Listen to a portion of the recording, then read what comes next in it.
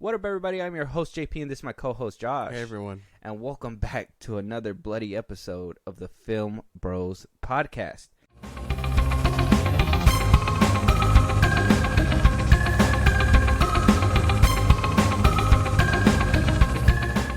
And if you guys didn't get it from the top, it is another one of our horror fest episodes, and we're here to just rip it off like a Band-Aid at this point. Josh, we've been dealing with these movies for the past couple weeks. You've been dealing with them. We talked about it a little bit in our previous episode. I feel like this is going to be a good talk. I feel like it's going to be a good talk. I hope so. Obviously, like I said, we talked about it in our last episode. So if you guys haven't seen it, we do have a Saw X episode out right now. We reviewed it. We kind of dove a little bit deeper into it. So if you guys are listening to this and you guys already heard it, you guys already know where we're going. But today, we are going to be giving you guys a full FIlmBros ranking.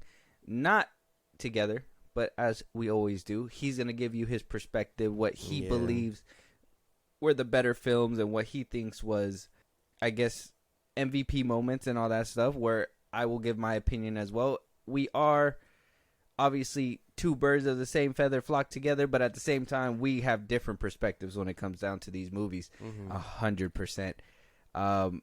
But before we jump into the Rotten Tomatoes score, before we jump into all that, we kind of touched up on it on the last episode, but I really want to ask you this question. I was really biting my tongue on the last one, but this is the first time you watching all these movies, right? Yeah. So there's 10 movies, guys. We got Saw 2, 3, 4, 5, 6, 7, Jigsaw, Spiral, and then now Saw X, which is 10. You never seen these growing up. This is your first time watching them, right? I would assume so. I think you've seen maybe Saw 1 years ago, but you probably wouldn't have remembered.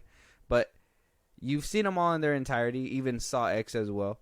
What'd you think about it? How'd you feel about your first theater experience when it came to Saw X? I guess in general, what's your opinion on this franchise? I think it's good. I think a lot of it is just getting past the gore. The story is nice. Like, I enjoy all the story. Some movies, like, I know it's supposed to carry out through each movie, and some movies carry it out better.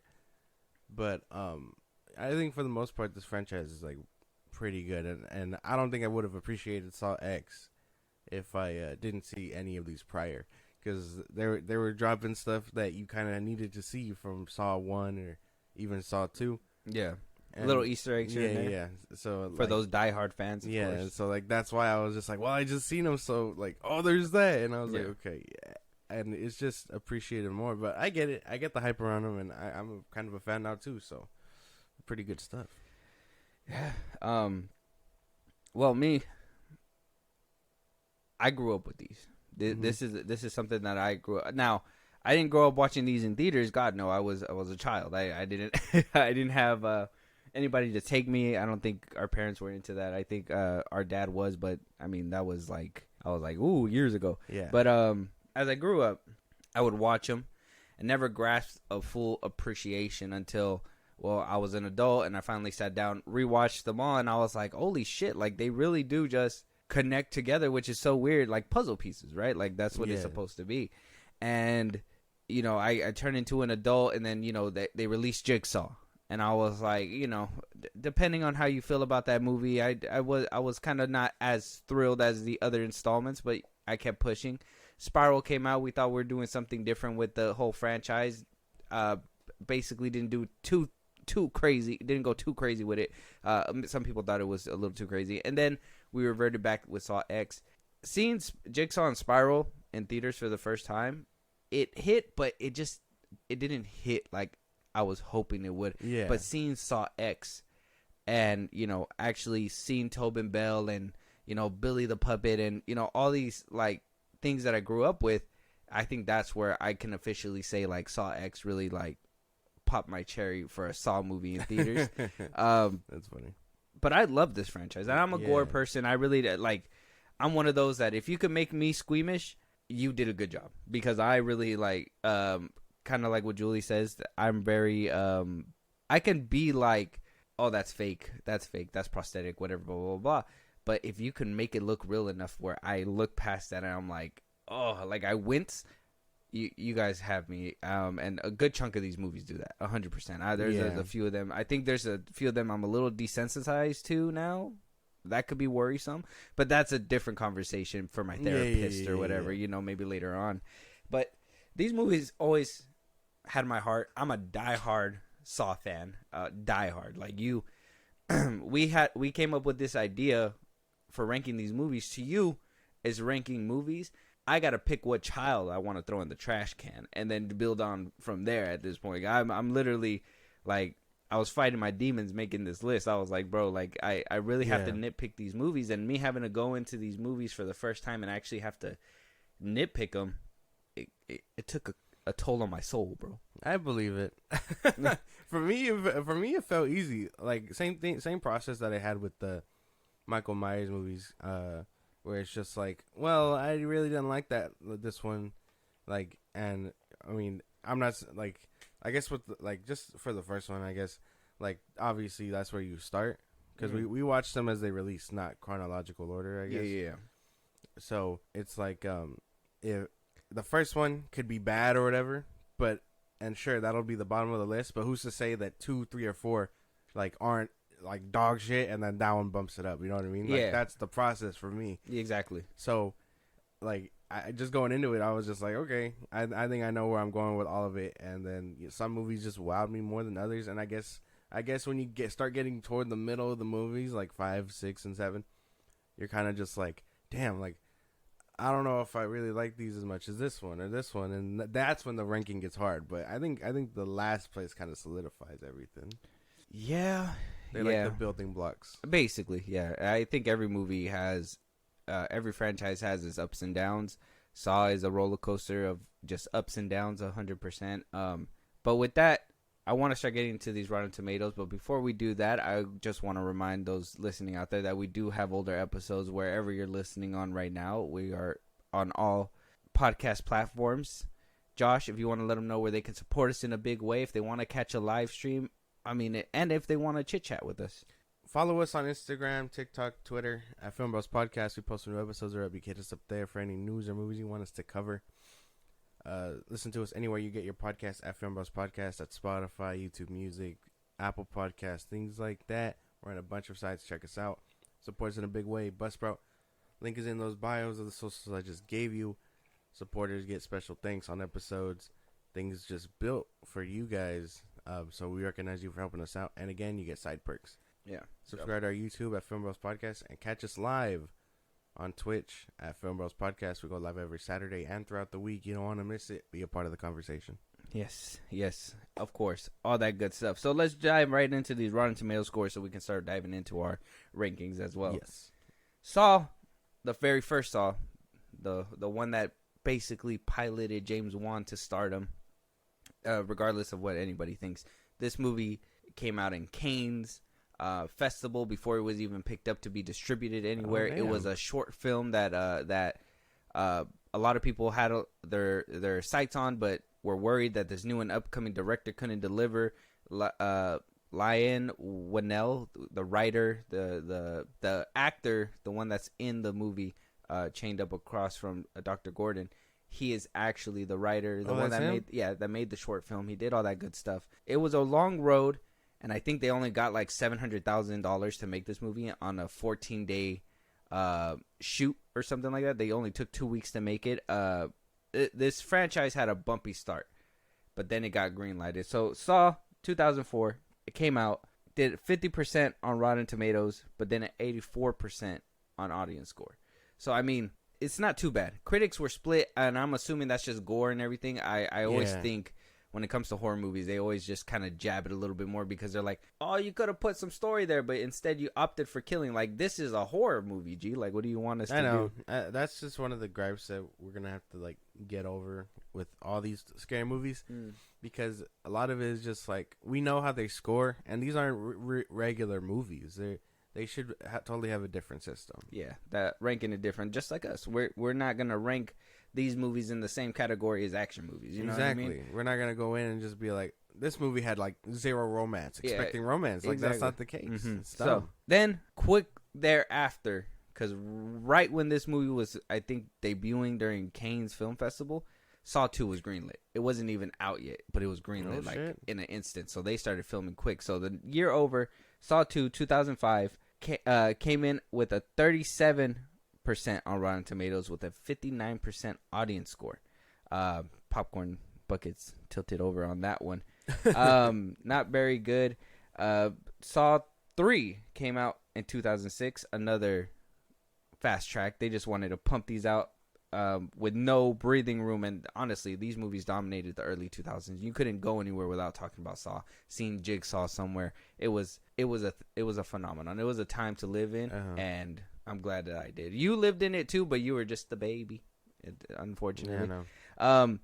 Saw 4 came out in 2007. It had an 18% on Rotten Tomatoes, the critic score, and a 62% audience score. So people kind of enjoyed it, while the critics slam dunked it over and over and over again. Saw 5, 13% critic score. This one came out in 2008, and a 52% audience score. I mean, are you agreeing with any of these so far? Well, no. Only because I know they're being harsh because of their horror movies, and that's to be expected. But like, damn, like there has to be something winnable, and I guess that's what bumped it up so high. But goddamn, yeah. Saw 6 came out in 2009, had a 39% Rotten Tomato score and a 49% audience score. So critics and audiences were kind of possibly getting sick of Saw by then. They were like, damn, 6. You know what I mean? Then we get to Saw the Final Chapter in 2010, and that had a measly 9% on Rotten Tomatoes and a 41% audience score. So by the end of it, at one point it was very on top of the world, and then it just apparently just sank and sank. Took a 7-year hiatus, came back swinging and missing with Jigsaw in 2017, had a 32% critic score and an 89% audience score. This one was split for sure. I know a lot of people didn't really agree with the direction that they took it in. Though it was very in the vein of the other movies, I felt like it was just 7 years too late. Like that was just that shouldn't have happened. Yeah. The way that it did in that movie, and I'll kind of give you guys a brief run through of how these movies go in a second. Oh yeah, spoilers. We will be ruining these movies, so if you guys want to check them out first, go ahead. But just throwing it in between might as well. After that, a couple years later, 2021. Spiral from the Book of Saw. This one's a little different. This one had Chris Rock in it, and Tobin Bell was nowhere to be seen. Darren Bousman wound up coming back to direct. The reason why I didn't say the cast of the other ones because it's pretty straightforward for all the movies when it comes to the cast, so I was just going to run them down all afterwards. But this one's a little bit different. Samuel L. Jackson was in this one, and this one was the one that people thought were going to go right and like take a different direction, do a spin-off as they were promoting it to be. I mean, the posters were different, the trailers were different. Everything just screamed like, thriller, like a actual 7 remake or something. It screamed something different. And we basically got the same thing wrapped with Chris Rock, a few comedy and, depending on how people feel. Obviously, it was kind of split. Critics gave it a 37%, and audience score was a 75%. Mm-hmm. So, kind of 50-50. Same thing with Jigsaw. You could fall on either side and kind of appreciate it just a little bit. Then we move on to 2023, and we have Saw X with a 79% on Rotten Tomatoes and an 89% audience score. Now, like I said, directors from 1 obviously was James Wan, but after that, 2 through 4, they gave it to Darren Bousman.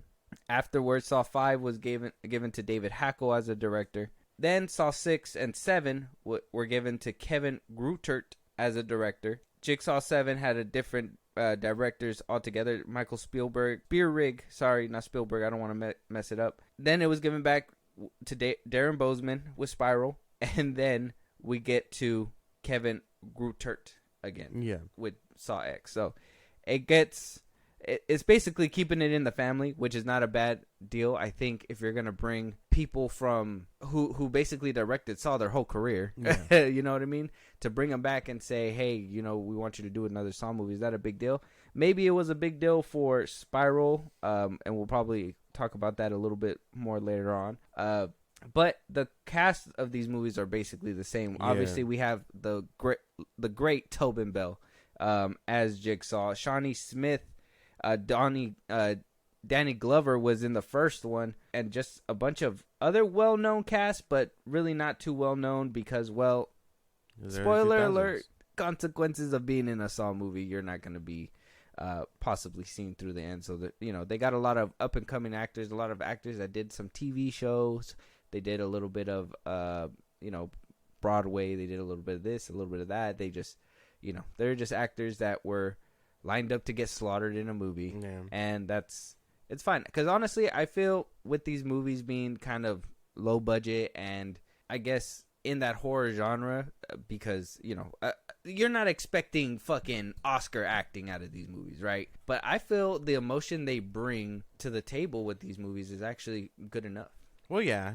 But maybe not award-winning acting, obviously, but good enough acting to make us believe you're actually cutting your arm off. Because, damn, you couldn't have people that couldn't sell that. Yeah, yeah. Well, I would. What if they actually are torturing them? No, but yeah, somebody who can convey that. People, you know, they got really good actors for this and great prosthetics. I know that these movies really wanted to up the ante when it came to prosthetics and all that. I think one of the producers had came out at one point and was like, you know, general audiences first dubbed it as, you know, torture porn. It was, you know, a gore fest. Yeah, it was just, you know, people just wanted to see blood and blah, blah, blah, blah, like psychopaths and everything. Yeah. And I think a producer had came out and said one time, and I think it was Hoffman himself, like the person who actually backed it up. Dustin Hoffman in the movies is named after the actual producer who passed away, I think, during the filming of Saw 3 or afterwards or something. Aww. And he actually had brought it to life with Saw 1, so they kind of gave it a meaningful thing and gave it to Dustin Hoffman in the movie, which is a nice touch. But so the producer basically was saying that, yes, it's a gore fest, all that stuff, but it's mostly an art form for, like, you know, those scenes are basically art. And then it was wrapped a movie around it. You know what I mean? They would think of the traps that they would want to use, and also like have the storyline right next to it to kind of fit the same traps. And that's why you can kind of see in some movies that they kind of have a similar theme with some traps. Is because they were really trying to like go all out, show more blood, do all this, you know, show all this like greatness of where the, you know, where I guess the horror genre can go, yeah. I guess, with gore and blood. Mm-hmm. And obviously you've seen people pioneer that with The Evil Dead and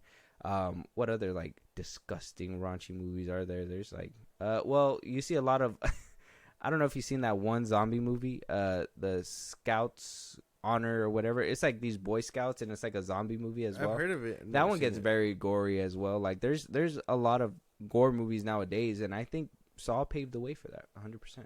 I believe it. These movies have been around. They're kind of like, they kind of feel like the MCU of horror, if I'm being for real. I know The Conjuring is doing it now, but Jigsaw kind of walks so he could run. So The Conjuring? Well, yeah, they do like gore and stuff or what? Well, no, but I mean like I guess the cinematic universe part. Oh yeah, that is true because I would think that this was like the first, like one of the first like cinematic universes. If you think about it, yeah. Whether they land on their feet or not is a different conversation, but yeah, like it feels like these movies throughout the 2000s were the thing that people were just constantly like, oh shit, they're making another one. That's awesome. And then, you know, so on and so forth. And then you had some people that were like, oh shit, they're making another one? Well, dude, yeah. I don't know the discourse, obviously, of the old ones. But when Saw X came out, a lot of people were just like, man, this is just like gore porn or whatever. And I was like, I don't know. Because now that I've seen these movies, I have a different perspective. I'm sure before I would have been like, this is fucking dumb. They're on their 10th movie, goddamn. But no, I appreciate these movies now. Yeah. Yeah, they're good. They're good movies. The storylines are pretty solid. To be honest, I like the reconnecting. I like the puzzle pieces of this movie. So, like I said, I'm a diehard fan. I will always like glaze these movies. I'll do that shit, bro, all the fucking time. Like you try to talk shit about this, I will defend them. Today, I gotta tear a couple of them down. I'm sorry, but that doesn't mean that I have any less love for them. I will always go back and rewatch them. I think for the sake of the ranking. It's just something we had to do. You got to fall in line. Fucking sucks, man. But Josh, if you're ready to start us off, man, I'm ready. I'm prepared. Okay, the last two, I felt were very interchangeable, and I'll tell you why they ended up in their ranking. But overall, go with the I guess 10 and 9, right? The slots because they're starting at the bottom. Mm-hmm. Interchangeable. Just think of them as that. Okay. So the last on my list is Spiral. The book of Saw. This movie tried to be a little too different. I wasn't really vibing with it. Some of the acting fell off. I told you I couldn't take Chris Rock seriously. Yeah. Samuel L. Jackson will always be a W for me. I don't know why they cut him short. I feel like if he was in the movie more, he probably would have carried, because the scenes that he was in, he fucking carried. The story was fine. Another premise of a Jigsaw copycat. That's a real pattern throughout these movies.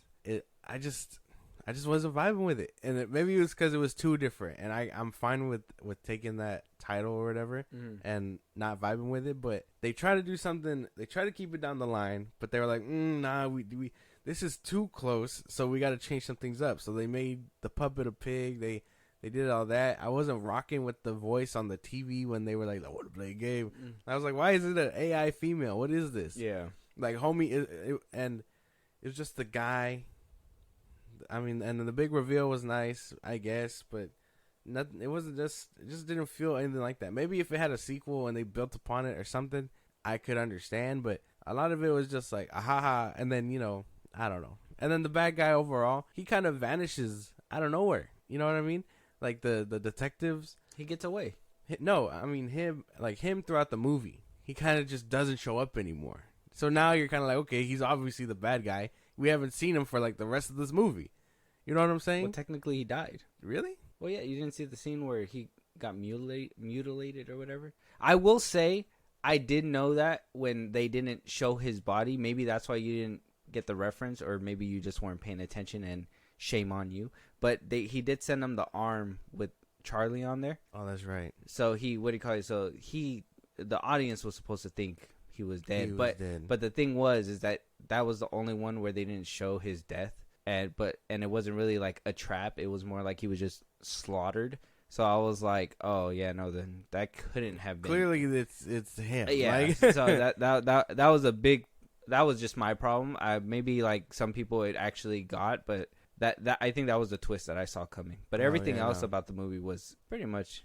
I mean, well, I'll probably talk about it and I'll praise it for the things that you're shutting it down for. But I will say, and I can't put this on Chris Rock's performance, but that serious face that he would make, that everybody's like, oh, well, it looks like he's making Pepto-Bismol.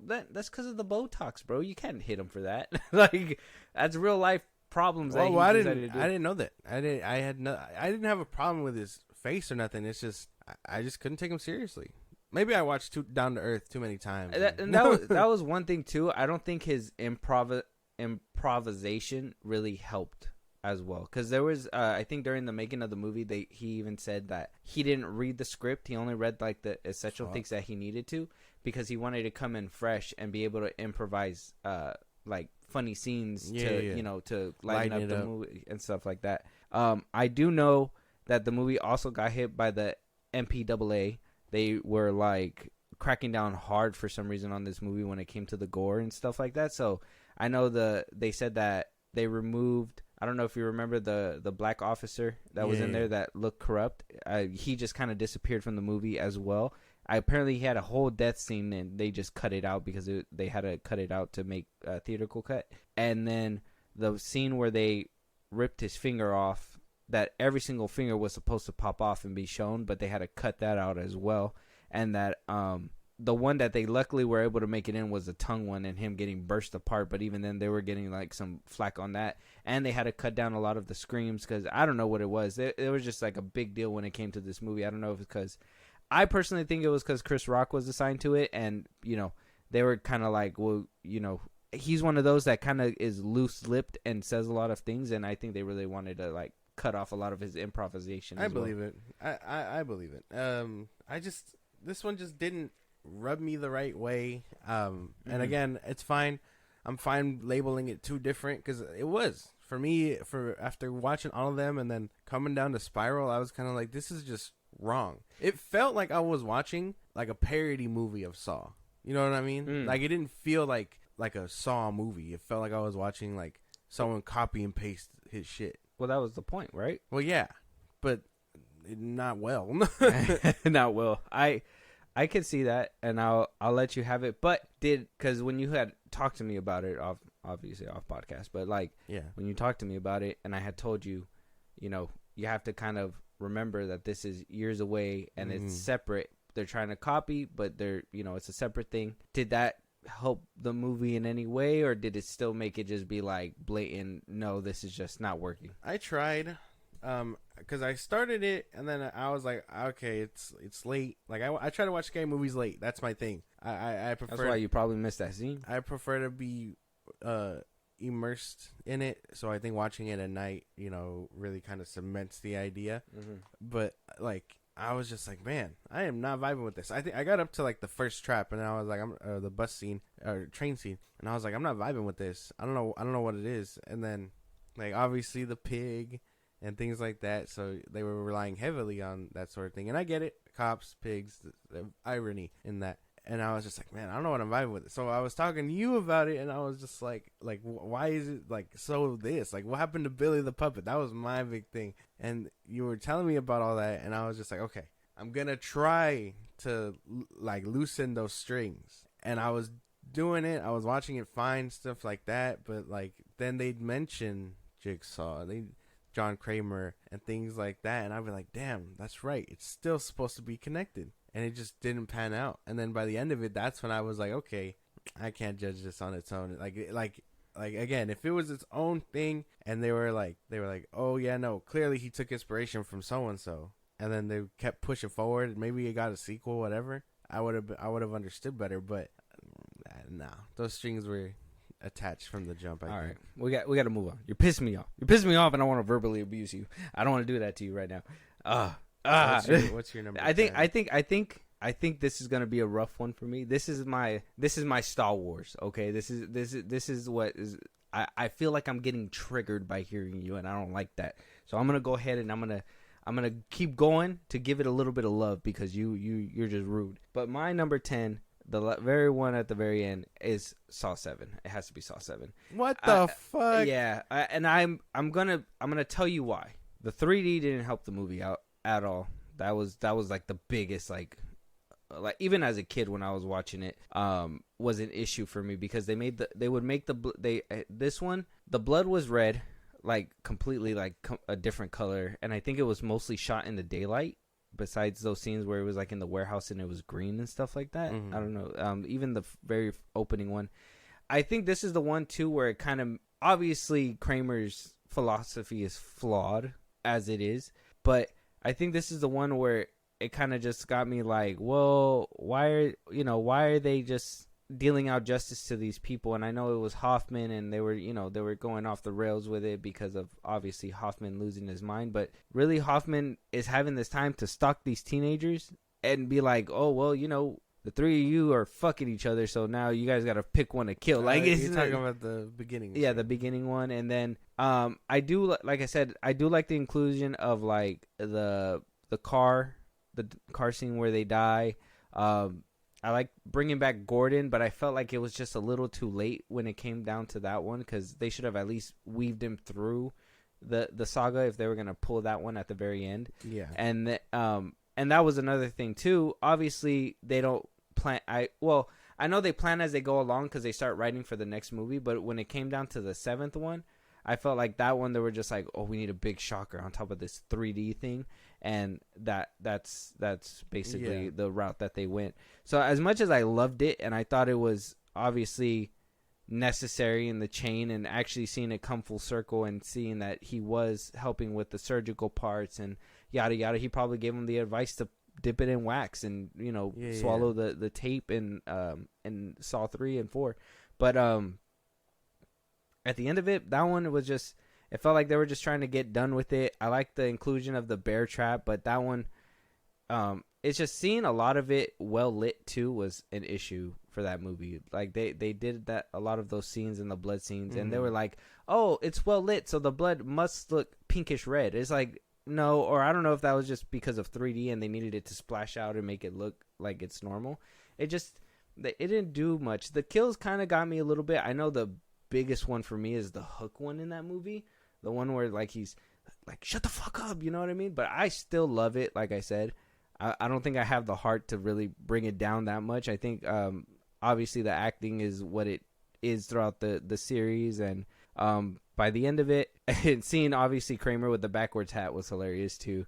That's funny too at the end of and during that movie. And then the ending was brutal. Youngsters. But yeah, the very ending was brutal. Seeing her cook alive for sure. And then that movie, it has to be bottom because that one just felt like they were just not in it at the end of it. No. I will. The only thing I can really agree on is the 3D part, because that was throwing me off too. I was kind of like I'm not watching this with 3D goggles on, so maybe we just couldn't appreciate it at that point. Yeah. But I was like, fuck, dude, because they'd go. I mean, it was that weird era of 3D movies. Like, I can understand, and you get those movies where it's just, well, how do we make it look natural for non-3D watchers? Yeah, and then they cut away for a scene like the ending where he throws the saw or whatever. I know, they just extendedly long scene of things moving towards the screen. It's funny. You kind of just like way to throw me out of it for a few seconds. You totally forget about the 3D, and then they'll do something like that, and you're like, oh, that's right, it's 3D. He just woof, woof, woof. I'm like, I like the music triumphantly playing past it, but I'm just like, still, it doesn't make it look cool. It's still weird. But that's my only gripe, and I think that shit's too low. I think that one's too low. I think Spiral's too low. No, but Spiral is right where it needs to be. Oh, you getting mad dangerous over there. Stop. All right, move on to number 9. Number 9. Again, they're interchangeable. Jigsaw. I should slap you, man. Jigsaw. Since we're on the same page, that's my number 9 too. I would say Jigsaw. 100%. Then let's shit on it together. Yeah. Well, that one, like I said, I still love the movie because of what they tried to do. You can appreciate the premise. I don't like that the kills were lackluster in that one. Yeah, they were really like lame. Yeah, the only one that was kind of cool was the spinning bike one, and then the girl getting pierced with all the needles made me wince a little bit, but it wasn't really like, oh my god, dude getting his leg cut off. It was all simple stuff. The shock, I will say the reveal got me. I will say there were it actually was like, oh shit, this was old. It wasn't actually happening. I don't know if that pissed me off at the time or actually made me like more happy. The thing that I will 100% say that they pissed me off and they should have just left that shit alone was saying that he had a successor that nobody knew about. Exactly. From the very beginning. Exactly. Like that would have worked in the 2000s if you would have made that happen right after Saw 7 or whatever. Yeah. But you guys just waited 7 years to do the same thing you guys did back then, and even then made it even more convoluted. It doesn't work. Yeah, it doesn't work, because that was one of my big things. I came to you and I was like, really? They're saying before even Hoffman and the chick, that Amanda, basically, that there was someone else. Like, they could have name dropped them once in any of the movies prior, and then make him a footnote, and then be like, oh no, this is that guy that he mentioned in that one movie. Yeah. Like, sure, now you're basing it off a name, but at least we're like, okay, we know that name, and we know he's this guy. But they didn't do that, and I understand this movie's 7 years later, but it just, for me, it kind of was just falling flat. And while again, you can appreciate what they were trying to do, for me, it was just like, this is dumb. Like, I found it very dumb. The reveal being that it happened 10 years prior was a little weird too. I don't know. I think the reveal pissed me off though. I remember watching it for the first time few days ago, and I was just like, man, that's so dumb. Like, I remember being so mad. I was like, what the fuck? Like, I felt so robbed because I thought they were basically solving the point. But no, I was like, what the fuck? I will say I like the laser trap. Yeah, the laser trap was cool. That one was Turned him into like a flower. Yeah, that shit was insane. I will say too that when that movie was coming out, and you know, you guys are probably wondering why like I didn't like feel like I watched the Saw movie when that one came out, because when that one came out, I was like they were putting out trailers saying like they were gonna include Tobin Bell, and like I was in it to be like, oh, they're bringing him back, but how they're gonna do that? You know what I mean? Yeah. And they were really selling it as something else, and then they really just like baited me into the theater to be like, nope, it's the same thing. It's somebody else that has been around for all this time. And I was just like, at the end of it, I just was like, well, I guess it's not going to really make a difference. And then he winds up leaving, and we're supposed to be like, oh, you know, his adventures are going to continue on. But you're telling me that he just completely skipped out on Dustin Hoffman, and, you know, Gordon just left him alone. Kramer didn't worry about him either. Like, he was just left untested all this time. He's just freely moving about. What the fuck, bro? Yeah, just, you know, doing his thing. I like, why didn't they, at least in the movie, show why they didn't talk about him later on in the series or something? Like, Kramer disowned him or something. Yeah. But they didn't even do anything like that. They showed that they had a good relationship. When they were doing the bear trap stuff, I was assuming that Jill was going to be involved in some way too, because, you know, obviously by the end of the original saga, we see that she had a part in what Kramer was doing just a little bit. Like, she obviously didn't like it, but at the same time she knew about it. Yeah. So that's what I thought it was going to happen too. And it was just like, no, like if they had enough bond to build the first trap together, or one of the first contraptions, the whatever, I would assume he would have kept tabs on him like he did to Dustin Hoffman and what's her face. Exactly. And I don't know if I believe the premise of him getting the X-rays wrong. Like I'm sure that's a common mistake, but damn, maybe that just was a lazy plot point for me, where he was just like, oh, he understood that I made a mistake, so he took me in or whatever, like forgiveness or whatnot, to be forgiveness and whatnot. But I was like, that's dumb. That felt very dumb to me. I was like, you should just let his ass get caught up. Like, forgiveness, my boy. There was literally, Kramer was just literally picking up people and letting, what was it? I think it was 6, where it was between the insurance dude or the janitor who was smoking a couple packs of cigarettes a day. Yeah. Oh, he doesn't enjoy his life. Hold your breath or one of you guys die. It's like, what the fuck? I was like, nah, he would have let your ass die. If he would let the janitor die, or let some random lady that really didn't do anything wrong die just for the game, like, he would have let you die 100%. All of a sudden there was forgiveness there. Yeah. I mean, he was gonna let what's Shawnee Smith's character's name in the thing again? I forgot her name. What's her name?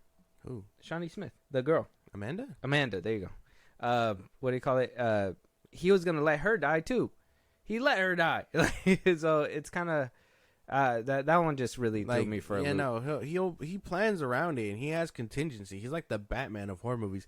It's just like it makes no sense really when you kind of just add it to the whole. Maybe he was just in hiding, series. waiting for, because he was like, oh, I'm gonna go team up with Hoffman. He sees Hoffman at the end of 6 with a ripped mouth open, and he's just like, oh no, I'm gonna go talk to Amanda. He sees Amanda get shot in the neck. He's like, shit, I'm just gonna hide this one. I'm gonna just do my own thing. Yeah, it looks like y'all got it under control. Exactly. And once Kramer, he was like, is it safe to come out? That's when he decided to do his thing. Yeah. So yeah, Jigsaw. The only reason why I don't put that one at the very bottom, and I don't feel like it's interchangeable like how you do, is I would say the 3D is just atrocious in Saw 7. No, man. I say it's not. I don't think that's enough to put it all the way there. And like, I would say Jigsaw had a lot of like realistic gore and blood moments too.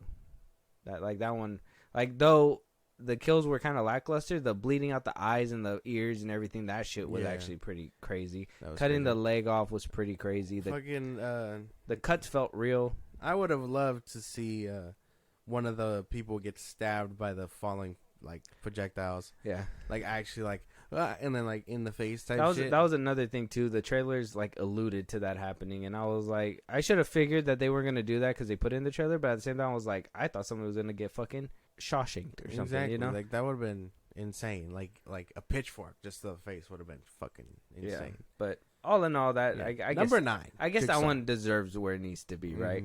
Mhm. What's your number 8 then? Number 8 is Saw 5. I wasn't vibing with this one. I felt it was kind of like mid to like boring type of stuff.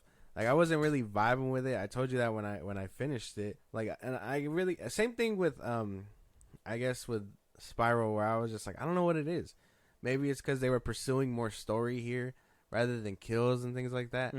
But like it's fine and whatever else. But I don't know. I just wasn't rocking with it. That one deserves to be higher just for the pendulum one in the beginning, bro. That shit was crazy.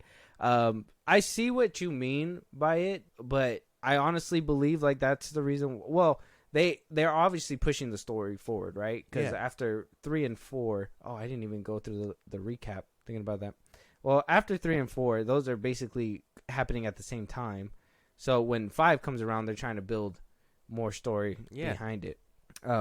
So by then it's kind of like they have to continue what's going on. So how we're going to continue that past whatever the point that happened in Saw 3, which it was the Cannon event, he died. So by that one I was like, it made sense. I was like, okay, he's a successor. He's moving up in the ranks. He's going to start doing his own thing.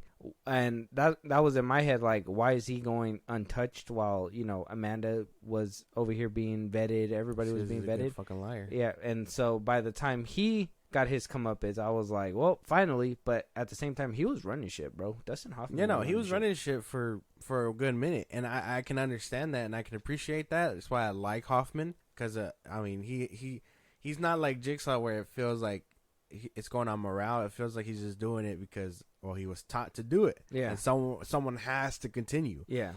And he kind of made his own rules. Yeah. Like, Kramer had his rules. Amanda had her own rules. He has his own. And it's like, it's creating like a cult. And it's kind of like, the fucking, the what is it? The Bible's getting misread, which is crazy. Yeah. And I don't know. Like, and again, I can appreciate all of it. I do like the world building. I like that it continues. It just, for me, watching it, I was just like, this felt kind of like average. Like, it didn't feel like anything good or bad. And while I can probably nitpick a few things, I just feel like it was just kind of average. So that's why it saves it from the bottom, because I know that we're right there. But 5 was just lackluster. I can't agree, man. I can't agree, bro. The ending itself, like, is insane. Oh, like, yeah. It saves it, bro. Like, the twist, the ending, and things like that. Like, he's really good at, like, covering his tracks and stuff. And I can appreciate all that. It's just... No, that whole movie's a bop, bro. I can't with you, bro. That's too high, bro. Like, I don't understand what movies you were watching. This is insane. But, yeah, I'll come back to defend that later. Okay. My number 8 has to go to...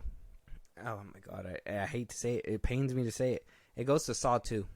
What? What the fuck, dude? Mm-hmm. There's no way, man. Mm-mm. Yeah. And I'm going to tell you why. So Saw 2, I get it. They had more money in their pocket. They had a bigger budget. They said, hey, we got to go bigger. We got to go bolder. I don't think them putting them in a house is saying go bigger, go bolder. I do like the twist at the end. I like Wahlberg's character in there, the cop Eric. I think he becomes a very essential player later on, I really hate that they sidelined him because I wish they would have seen him a little bit more throughout the series. But I like seeing him in that movie at least. Like I said, I don't hate the movie. It's just I have to put it somewhere, and this one's the one I had to put there. And the people in the house, it was kind of they were kind of whatever. I don't like the big Jamoke losing his mind and shit like that for no reason. I get survival and whatnot, but everybody was trying to survive, and he was like the dangerous one in the house. And though he was supposed to put tension, I don't feel like he brings that tension because we already have the tension, which is the gas that is killing people within the movie. Mm-hmm. Now, losing his mind a little bit and maybe thinking a little bit irrationally would have had me, but I honestly think, and I know what you're gonna say is probably like, my thing is that he killed that black dude, right? And I was supposed to like hate him because he did that for no reason. But in my head, I was just more like what, like that might as well happen within this movie at this point. So it was just that one. I have to put it down low. Honestly, when I watched that one, I know a lot of people like it. I only like it for Wahlberg, his interaction that he has with Tobin Bell, and then obviously the whole everything that has to do within the house. I really don't like. Everything else I like. That's insane. That's the whole movie. Like, I know. I just like even the kills were lackluster. Him getting burned in that furnace was whatever. Him popping out, that shit was tough.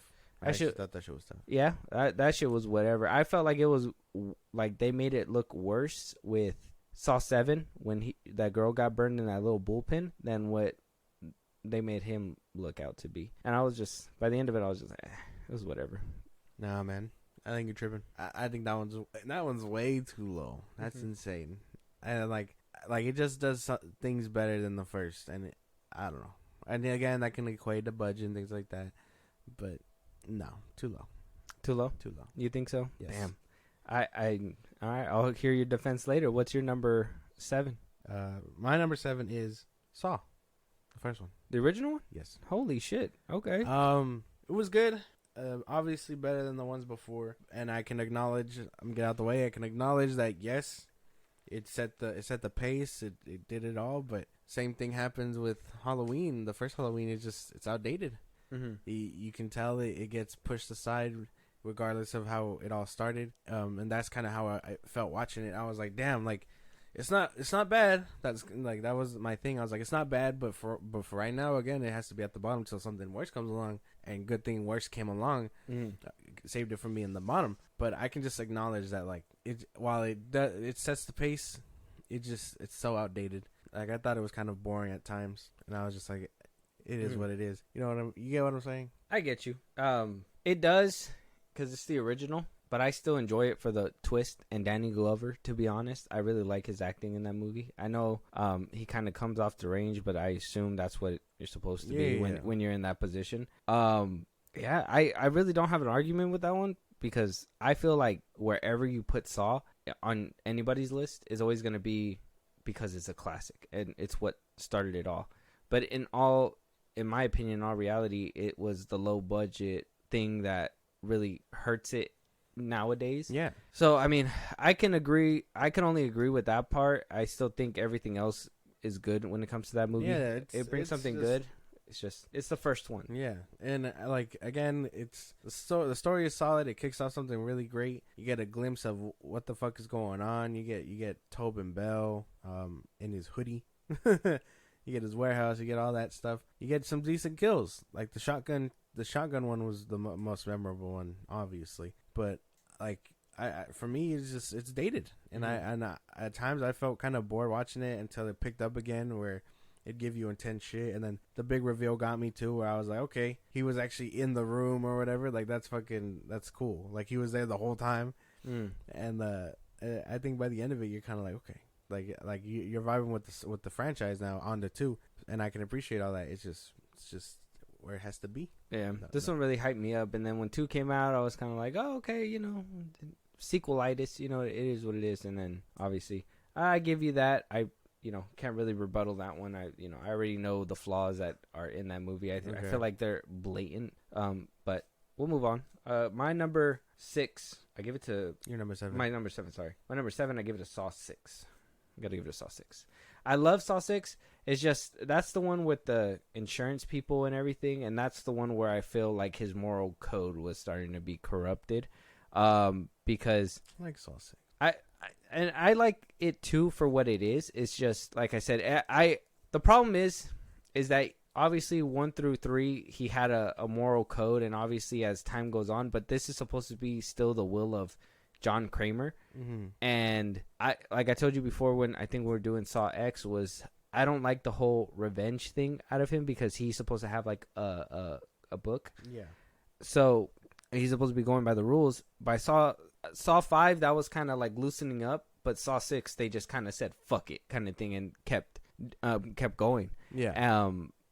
Having having the game be against the janitor guy, having the game be against this lady that honestly is living her life and has done nothing wrong, and versus an intern who, you know, has done nothing wrong and he has to pick. It's like, well, why would you do that? And why would you do that with people that are close to him? Why not just, you know, do it and get bad guys or something and pick from there? You know what I mean? Or like people that have done bad shit. But I feel like that's where the moral compass in the story started going all kind of crazy. So I would say that's the one where I love the kill, or I don't really like love the kills. I love the merry-go-round one, and it's the one that's funny to me is the one where like she comes out of the maze and she's trying to get the key and it just goes pop pop, and like she just hits the fucking floor, and I'm just like, damn, bro, that's crazy. I do like the last one with the acid, but I'm just like, how did Kramer know he was gonna be at the gate just begging for his life? Like, what if he wasn't there and that shit just slammed on the gate and just squirted acid at everybody? I was like, this guy's too covered. He knew he was gonna stand there. I thought it was just gonna, and I haven't seen that one in like a couple years. So like I thought the liquid is just gonna spray down on him, but I forgot that it literally stabs him on the back and like makes his shit go down. And I'm like, oh fuck. That's what I thought. I thought it was just gonna like spray, and I was like, damn. Slow death, and then it was like, no, that death. Yeah, it's crazy. I thought it was gonna be like a scorched earth, like everyone dies type shit. Yeah, but no. I'm kind of glad that it played out like that. From being for real. I don't really have rebuttals other than that it's too low. Like I'll get to everything else later, cause like what you love about it and everything. All right, I'll take that. What and I think that we're on 6, right? Yes. So what's your number 6? Saw 3. I like this one. Obviously, it's higher than the rest. I can appreciate for what it is. I really like Amanda. I like Jigsaw's thing here. My whole thing is just the reason it's so low is just where it has to fall, I guess. I think the other ones kind of just do better at what this one really sets upon it. And I just appreciate for what it does. And again, I like the reveal. The kills are pretty good. And I like that it does lead on to 4, which I kind of like 4. Again, I said that. This just feels like that stepping stone before that one, I guess. You said what'd you say it was? Saw 3? Yeah. Oh, that's weird. As your number 6? Yes. I didn't even hear you because you were fucking coughing. Saw 3? Saw 3. As your number 6? Yeah. Oh, dude. Oh, dude, man. Dude, no, bro. What? Okay, so you feel like it's just a spacer? Kind of, yeah. I haven't heard you say 2, and you think 2 is better than 3? Yeah. I will put the pause on you, bro. This is crazy. This is crazy. Okay, keep going. What is so wrong with 3? I don't know. Oh, the Amanda. Like, while I like her, I'm not fucking with her moral code. That's the point. She's and I know she's the tension and whatnot. But I don't know. I feel like this is just that one to like step you into 4, and I really like 4. Just gotta pace around the room real quick. And even after watching Saw X, it didn't give you more appreciation? Oh yeah, it did. That's why it's 6. No, but I really like Saw X. It would have been higher. I hate you. I fucking hate you. Is there more? Do you have more? No, that's it. Let me just write this down real quick. Fucking whack a job. He's stealing my joke. No.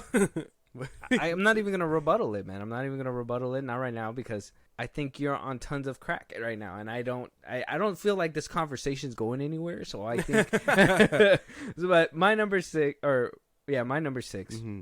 I will give it to Saw 5. I have to give it to Saw 5, though I know 5 and 6 kind of connect with each other. I think you're right when it comes down to the exposition and building. I know that they had a lot of ground to make up for, especially after 4 not really showing. Like I said, 3 and 4 are more like side to side, so they kind of like ended up at the same point. Like, this is where we're done at. So 5 had a lot of like, okay, well, who are we gonna make next, how we're gonna do this, and it was a lot of talking. The kills were pretty solid. I do like the whole thing with Hoffman, getting revenge and taking it into his own hands, and getting his making it unbeatable is kind of makes you hate Hoffman, because you're just like, well, he's dealing justice, kind of like Amanda felt, where she felt that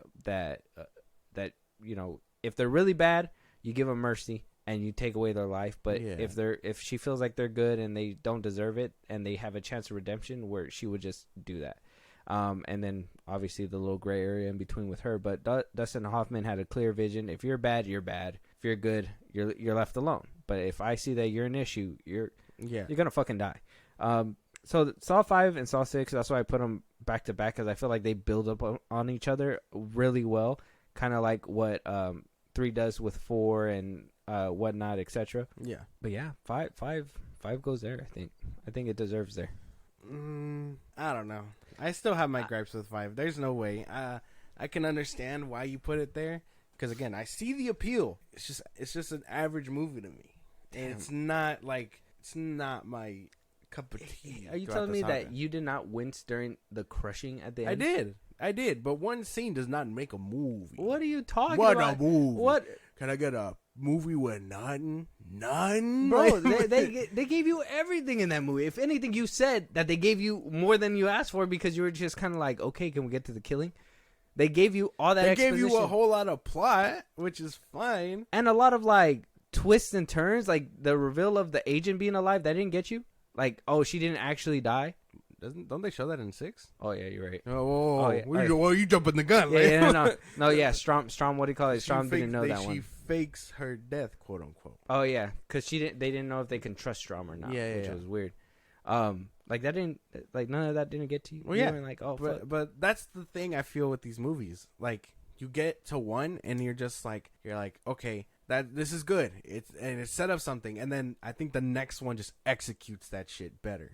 You know what I'm saying? Well, yeah, they have 5 and then 6. There's the and build then you up. have 6 and then 7. You know what I'm saying? Yeah, which is the build and up. The only thing is just they have to fall in line. I feel like, well, that's why I said I feel like I put those two together, is because you have the build up and then you have the execution. I personally did not enjoy the execution of 6. I do like the overlying story with Hoffman by the end of 6, obviously.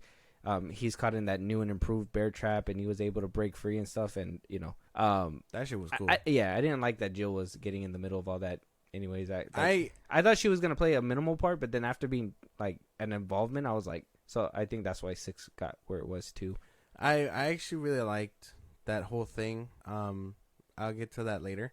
But I understand what you mean with her, because they were making it seem like she had no idea what was going on, but really she had an idea, and then she just tried to take Hoffman away, basically. Yeah, and that leads into 7. Yeah. So obviously we're at the midway mark. Yeah. My top 10 was 7 Jigsaw. I mean, my 10 through 6 was 7 Jigsaw, 2, 6, and 5, and yours was 3, 1, 5 Jigsaw and Spiral. You see the difference in between mine and yours? I am a connoisseur, sir, and you over here. You like Jigsaw, bro. I mean, you like Spiral. Like, I don't know. I haven't heard you say that, and I was expecting that shit lower.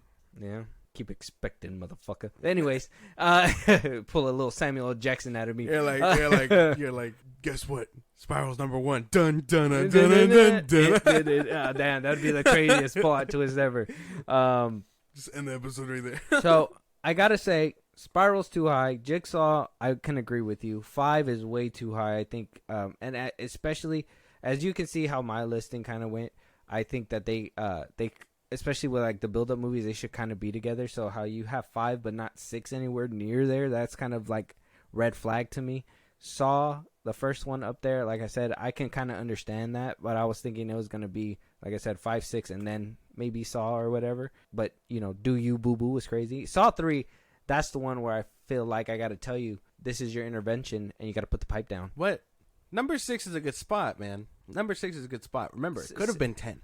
It could have been, but then you'd look ridiculous. Why would you put it all the way up at 10? 6 is a good spot. I don't. With the 5 more remaining, 6 is definitely a good I better spot. hear a little bit more praises out of those, because even though you put these down here, you didn't give them a lot of praises. You give them a lot of shit, but I didn't really hear the niceties. It's because these ones don't have a lot of niceties. You got your people will be like, okay, top 10, so on and so forth, and then you'll be like, okay, well, how come these didn't even make top 5?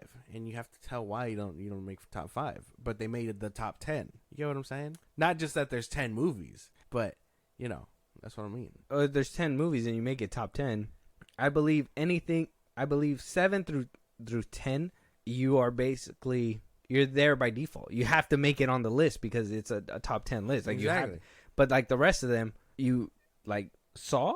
Oh no, 7 through 10. Nope, you're good. Saw 3. I guess it's okay to be there, but at the same time, I still don't like it. And I don't agree. It was just fighting with 4, and I really like 4. So is that your number 5? Yes. I got you. All right. So number 4 is your number 5. Saw 4. Yes. Okay. Saw 4. Talk to me. I just really like what this one does. I think right out the gate, with Saw 3, it picks up and it really just throws you into what's going on. Doesn't waste time. I'm telling you, right out the gate with like it threw me off so much because the beginning has them doing the autopsy, a really long scene of them just digging through guts and shit, making me feel uneasy because like they do not shy away from that body at all. Like they're like from when they cut them open to when they're pulling shit out, the camera's there. Hearing the ribs crack open. Yep, gross, unsettling even. But I was there for it. I was like, okay, I'm into it. And then it kicks everything off, and you're just like, this is fucking insane. Like he really did all this to like fake his autopsy just so the game can continue. He is one crafty bitch because goddamn. And then you find out that even that wasn't his real body, so you're kind of like, where the fuck did he get all these organs to match? Like, like I'm telling you, it's insane. I just really like what 4 does, and it introduces Hoffman, gives you a nice twist for before getting to 5. Like this is just like honestly for me like a peak moment throughout these movies. 4 really does a lot that I really enjoy. Okay. And me too. I really like the whole, that one was like the first one where I felt like things were actually connecting. Yeah. Great. Because after 4, that's when 5 picks up right after 4, 6 after 5, 7 after, and it's like you can tell they had a vision. Yeah, exactly. And that's where I was like, I was all in. I was all in for that. So, 4 being at 5, though I would put it up just a tad higher. I would say it's a good spot. I think 4 really does nail the landing, and does a lot of what I think is used nowadays, but you would never hear anybody like Fahey be like, oh yeah, Saw was my inspiration to make a cinematic universe and stuff like that, which is fine. But I think that they should be getting a lot more props than what they are now, because now all of it, like I said, nowadays, and even before when it was first coming out, it was just torture porn, gore fest, blah blah blah, and that's all people seeing it for. But I'm like, the story's there, bro, and it for it to be like dubbed Jigsaw and actually feel like a puzzle being put together, that should really like highlight this franchise for everybody. It deserves its props. It's more than gore porn and all that stuff. Like I understand that's just something people use to like dig at it. A diss, yeah. Like once you get past the gore, there's a solid story there. And that's I think that's what kept me interested the most, because I'm telling you, like I think it was what, 3 or 2? What's the one with the beginning where he's like with the rings? That's 3, right? Oh yeah. Where he's tied up or whatever, and he has to take them all out. He has all the out. ring in his mouth. Like I paused it right after that, and it came to you, and I was like, I don't know if I can do this, dude. Like if it's just getting worse, and I'm gonna keep seeing shit like that, like I don't know if I can make it. Yeah, you did come to me at one point trying to and tap out. And then you were just like, nah, man, just watch it. And then like again, after getting past all that gore and stuff, the story is solid as fuck. So like that's where my loyalties lie. Okay, very good. So my number 5, I appreciate your number 5, but I don't appreciate where you put this movie, and I'm about to give it to you. Number 5 is Spiral, 100%. Well, I'm smoking crack. Oh my God. Sips his coffee. This guy. I give it a Spiral because though it did wind up turning out to be what I would call, I mean, if you want to call it a parody, we'll say it's a parody. But I guess a better way to say it is this was to me the test drive for them to be like remake. You know what I mean? Like try to get people reinvigorated, move them away from Tobin Bell and Jigsaw and stuff, and try to, go a different route so they can make more movies. Because I always say the one thing that they did wrong in this franchise was kill off Jigsaw so soon. Yeah. Like, if you knew you guys were going to make all these movies, you guys should have probably kept them alive. Though, it does make a compelling movie as well, being like, how the fuck is this guy doing this from beyond the grave? Like, how are you still kicking ass and shit? Yeah. Like, that makes for a good movie, but you really shot yourself in the foot if you were going to kill your main guy so soon, especially the guy that you're trying to make a brand and keep him around for a while. That's the tough thing, though, right? Because it's not like he dies by cop or whatever. He dies because of something unnatural. Yeah. And that pushes his motive, but again, like, it takes him too soon. And like, they have to keep bringing him back for flashbacks and things like that. And like, it's a very, like, yin and yang type of thing, I guess. Yeah. But keep going. Yeah, so Spiral, I felt like they were trying to do that route, try to make it that way. Though I do understand the gripes. Obviously, I wish that they would have had more kills. I think one of the kills that was ruined for me was the cop one that gets his fingers taken out, because I was like, why would you cut away before you actually see him going through it? Chris Rock, like I said, at first, well, I guess the best way to put it is that I love the fact that he adds the improvisation and helps with, like, the humor part of it. I do think that he takes it a little too far sometimes, because it plays at that borderline, can we take it seriously? He does know when to shut it off during the movie and let the serious parts be serious.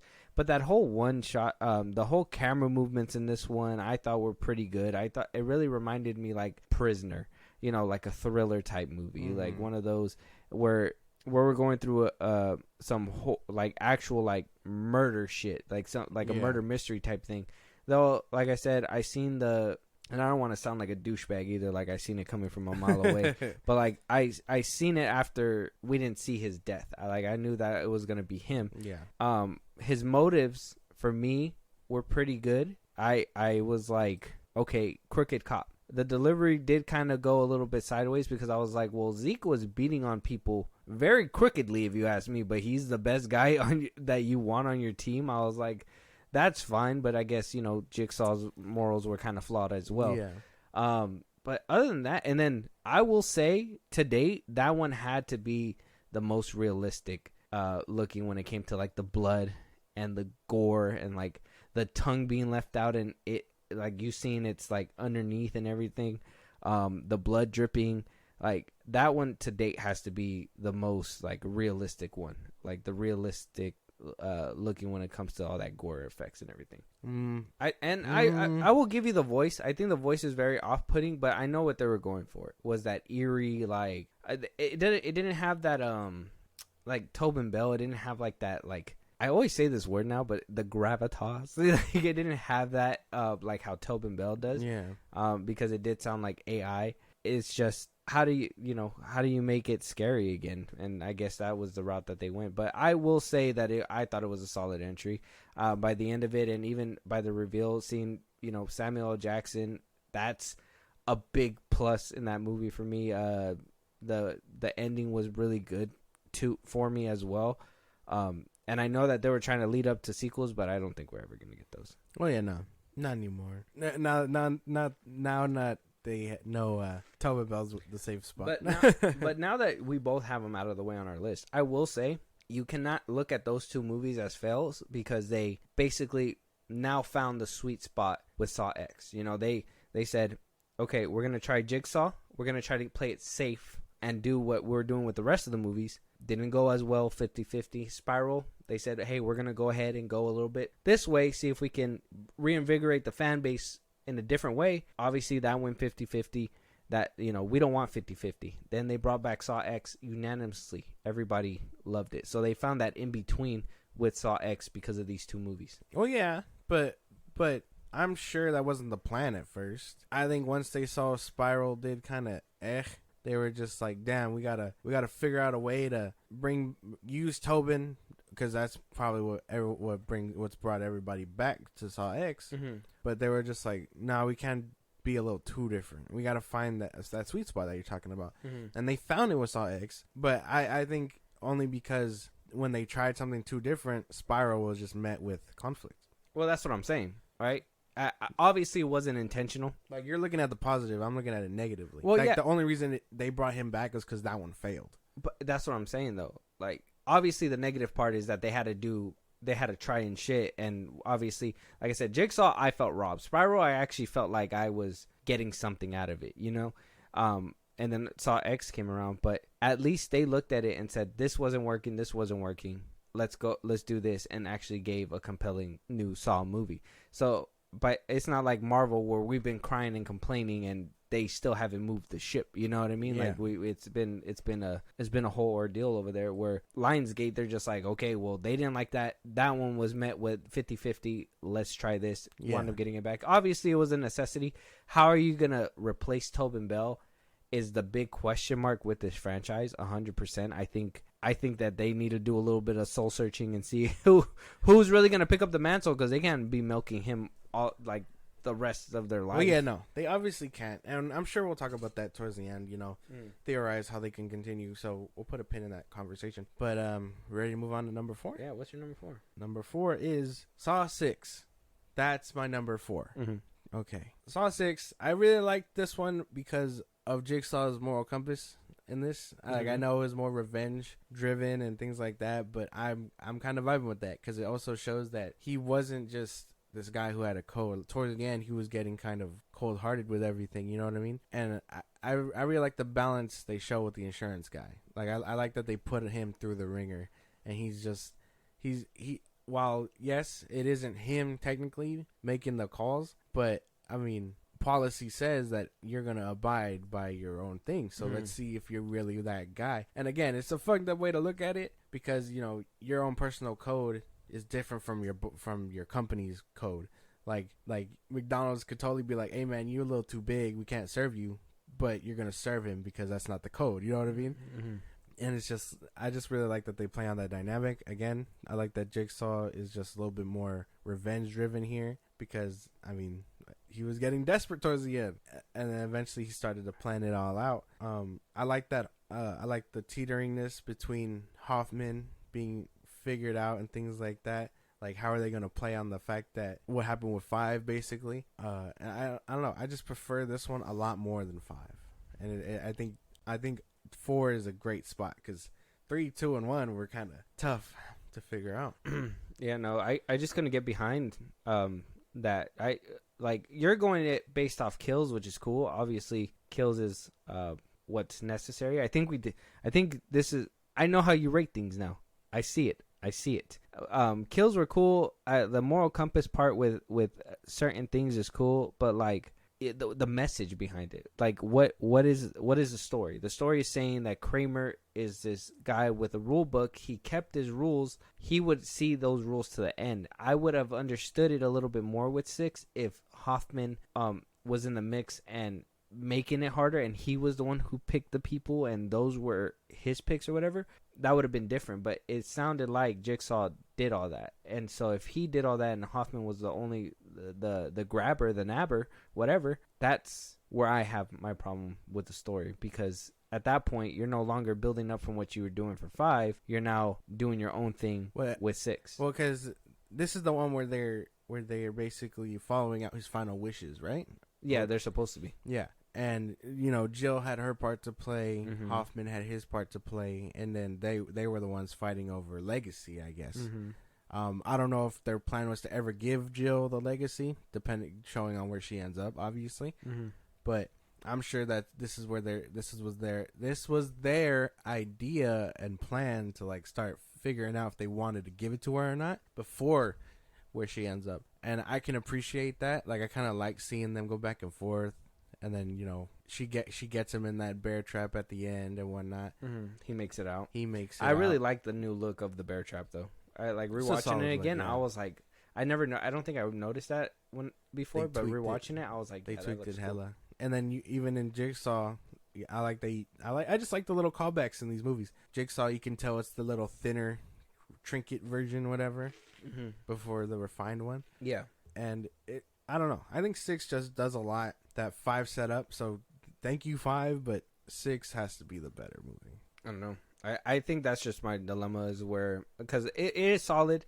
So, sometimes I'm just like, oh, they just obviously tried to kill just to try to kill, which was that whole merry-go-round thing. Yeah. Which was like, okay, there were 6 of them. They could have saved 3, but for the sake of it, they only saved 2 just to get that extra kill or whatever. I did think it was kind of emotional too. I ain't gonna lie, 6 was kind of emotional, especially that one scene where he was like, you look at me when you kill me or whatever. I was just like, damn, that'd be hard. Yeah, it's tough because I mean, like, I understand the premise, and yeah, it is Jigsaw's final wishes. He's getting back at all the people who either wronged him or whatever towards the end of his life, basically. Mm-hmm. And I mean, with him, he could have been saved. You know what I mean? But because of policy or whatever, they denied him. Yeah, an experimental thing, which was the experimental treatment that was in Saw X. Yep, that's exactly what they denied him for, which is crazy. But yeah, keep going. Yeah, and he's still. Oh, I guess we'll talk about that when we get there. But I just really like that this one set things up in a nice way for 7, because I really like 7 too. And it's like everything here kind of just lines up perfectly for me. Very good. Like, it gives you plot, it gives you kills. Like, this is like almost the pinnacle of Saw. There you go. I like I said, I love all these movies. I mean, they could all be interchangeable. By next year, I could probably rewatch them and be like, "Oh, this is how I changed my list." But breaking it down and everything, I just feel like the wobbliness of the story started showing when 6 hit, and then it carried on to 7, and they tried to save face, and it just didn't work out. But I will say some of those kills were pretty solid. Like the girl that flopped to the floor, that shit was insane. The merry-go-round was insane. What's the opening kill in that one? Saw 6. The opening kill wasn't the guillotine. Saw 6. The pendulum. Sorry, it was. Doesn't Saw 6 pick up with him patching his face? Hoffman, right? Yeah. It picks up right where 7 dropped off, and it's him basically like with the trap and then fixing his face, chasing what's her name, Jill. No, that's 7. Is it? That's 7. 6 is when obviously he kills Hoffman at the end of 5. I don't remember. He kills the FBI dude at the end of 5. And then 6 rolls around. 6 rolls around. Damn, what was 6? I'm trying to remember. Wasn't it the one with the arm chopping? Arm chopping? Like whoever could put in more mass or whatever, the other one dies, basically. Oh, yeah. She chops her arm off in the beginning yeah. of 6. Yeah. Because they have the little helmet thing where it goes zzz. Yeah. I remember. Yeah, because she shows up in 7. Very good. So, my number 4, I give it to Saw, the original.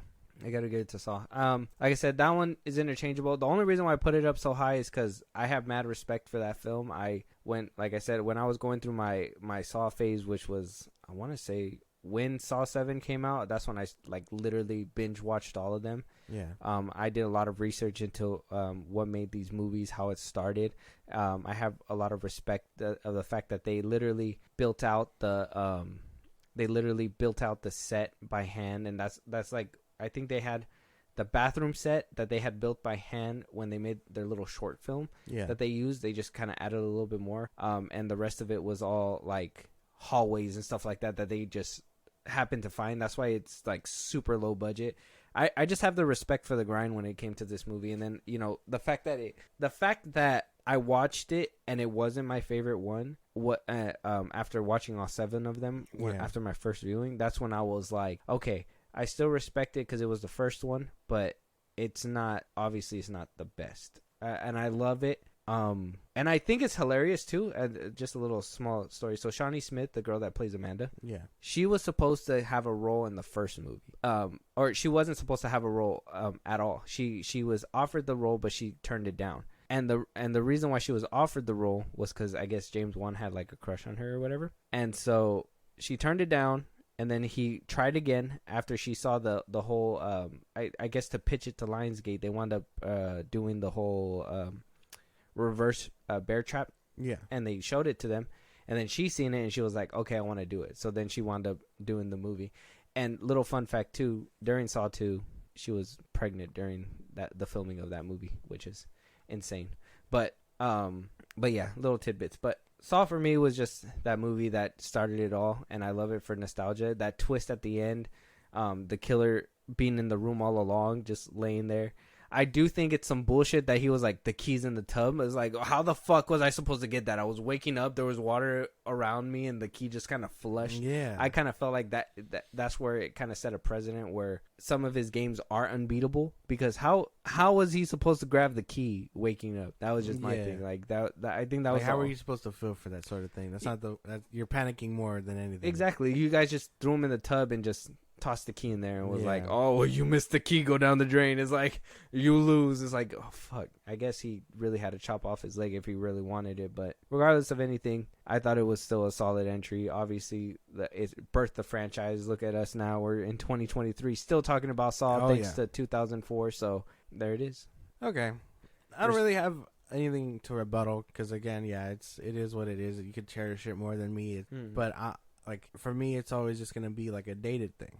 Like the first one, again, just of any franchise except maybe the MCU, where it's like I can appreciate what they were trying to do, and they birthed all this success afterward. But this one is just the grandpa watching his grandkids grow up. You know what I mean? Like, so again, this one ran this one walked so the others can run. Mm-hmm. It deserves their respect, but at the same time, you can acknowledge it's dated. Yeah, 100%. But that's where I put it. I think it deserves that spot. And, I mean, we're already hitting our top 3. So this is where it's going to get a little dicey. And I'm already mad at you because you put one of them way, way, way too low. You put a couple of them way too low. So I'm really curious on where this top 3 is going to go. And I still haven't heard one that I was hoping to hear a long time ago. So let's go from the top. I'm going to put my fist down. This is me putting my fist down. What's your number 3, man? My number 3 is Saw 2. How the fuck does that get so high, though? That's the crazy part. I liked it. I really liked what was going on here. I think this is just before it kicks off and, you get the cohesive story. It really builds on 1, really shows you all that stuff. I just like the bigger budget. I like the people in it. I like the twist. I like the tension between the cop and John Kramer. Like, I like that it's an immovable object meeting an unstoppable force. And then, towards the end, it all kind of pans out the way it does. I just like everything about this one. And maybe it's a nostalgic thing because I remember seeing this one when I was younger. This is the one that you vividly remember. Yes. Yeah. You would say it's your entry to Saw then. Yeah. Okay. I remember this one very vividly to the point where I was like, damn, like, I remember this kind of verbatim. I remember him being on John Kramer. I remember that twist. Not well enough to not be shocked by it, but in a safe place. It kind of jogs your memory after a while. I think you probably, when you watched it, you probably remember the kills. You remember like where it goes, but you don't remember why it went there or like the exposition and all exactly. that. Now that I'm old enough to understand and remember it all, you kind of connect those dots. Yeah. The worst thing for me will always be needles. Like, when she gets thrown in that shit, it still gets me. That shit was just so lackluster to me. Nah, I'm like, dude. Needles? That didn't even make me, like, nah, dude. squeal, bro. That, and, like, when these movies decide to, like, roast people alive, those things will always get me. That's what I'm saying. The roasting wasn't even that bad in that one either. And then I think, like, the one where if they would have let us sit with it a little bit more, I would have kind of been like, "Ooh, that's crazy." Is the one where she put her hands in there to get the needle, but then like it gets kind of that stuck shit was or whatever. tough. I think if they would have sat with that one a little bit more, it would have felt a little bit, but that was about it. And I think the twist is crazy, and I do like that aspect. Like I said, Wahlberg and John Kramer's character, like them going at it. I thought it was crazy. I think it's crazy that this was the birth because everybody in that room basically ends up biting the bullet at one point in the franchise. Yeah. Like you see them go out and like they follow these characters through the rest of their time. So I give it its props, but I personally just think, man, it's way too high, man. Especially for like how boring it gets sometimes.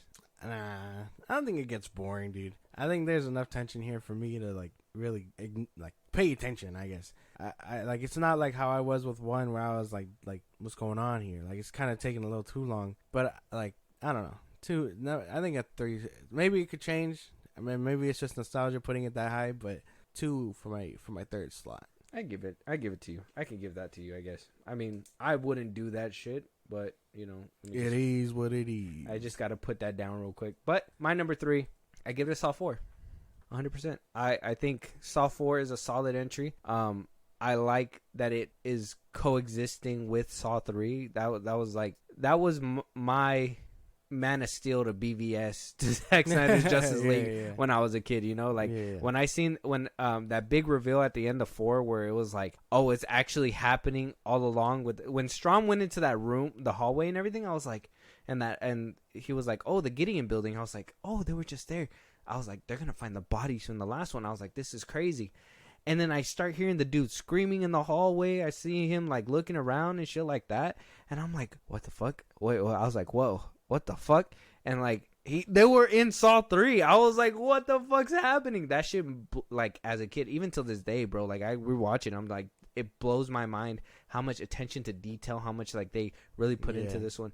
4, the kills were gruesome since the very beginning. The fucking very beginning, bro. The girl with the ponytail fucking getting her shit pulled off. 3 was the one with the dude with this. What was 4? What was the beginning one on 4? The beginning kill with 4. I think it was just a recap. I don't even think they had a beginning one. I'm trying to remember. Let me see.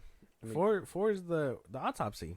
No, that's where he basically sets everything up. It's his autopsy. Yeah, and then we get to the cop. He's dealing with his problems, and then like the girl that gets her ponytail pulled off. That shit was crazy, and then she still gets up and tries to fight. The abuser getting his comeuppance in the bed was pretty good too. That shit was tough. That shit was kind of. All in all, that movie had me so full of suspense. Even rewatching it the other day, like I was just like, what the fuck's going on? Even Julie was like, whoa, that was insane. But like that's the one where I gotta say where they really hooked me in after that. Like Saw 3 really had me, but then Saw 4 really just put me on this like whatever. Because I think my introduction to the franchise was Saw 2, and then I had seen Saw 3, and then I I decided to rewatch them again. I went 1, 2, 3, then 4, and then when I seen 4, I was like fucking head over heels. Yeah. So it was insane. But I mean, fair, no fair. That's fair. Yeah. I did like 4. And I get it. I get what you mean. Okay. All right. No real gripes. Because I mean, mine could have been higher, but that's just where it lands, baby. No. Well, ready to go on to number 2? Yeah. Go ahead. Oh shit. My number 2 is Saw 7 or Saw 3D, whatever it's called. Wow. I like the way this one wraps up kind of everything almost. It is kind of predictable, I'll give you that, to where it's like, well, we haven't seen the doctor since the first one.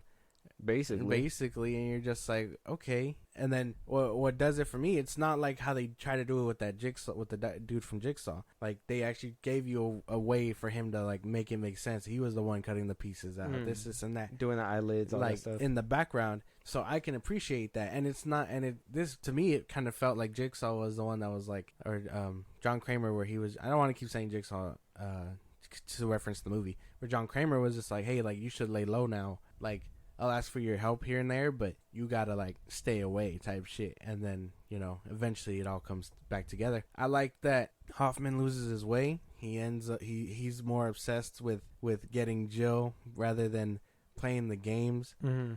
And then he uses like, the games to distract the cops to get Jill. Yeah. And you're just like, damn, who's still playing these games then? My shit was, in that movie, this motherfucker killed all the cops with a fucking military weapon. Like, that shit just yeah. I was like, god damn, bro. Like, seeing Chester in it again, cool. Rest in peace. Like I said, Saw should really capitalize on that and just make sure that they just do that with everybody, to be honest. Yeah, may he rest in peace. If you guys can't remember, he was in Saw 7. He was the one glued to the car, so may he rest in peace. But like that whole sequence was insane. Again, I just like where this one dropped everything off. Granted, I think hopefully 11 and 12, if those are a thing, come around and they actually wrap it all up, because it basically ends with him in that door, and you're just like, okay. But I also like the fact that it took that guy, the one who was running around playing victim, and they threw him in an actual situation. I actually really like that they did that. Oh yeah. And he was basically, and he fucking failed. Yeah, he was basically using a scenario that he wasn't even a part of to capitalize on, manipulate others, his wife, just for luxury, basically. The actual victims, like the chick that cut off her arm, was just like, oh, you only got a few scars, I lost my whole fucking arm over here. And it's just like, yes, it makes him see the new light, obviously, towards the end, but he is only claiming he got away with a few hooks or a few scars, and then, like, he gets his comeuppance. That's really not what happens. So yeah.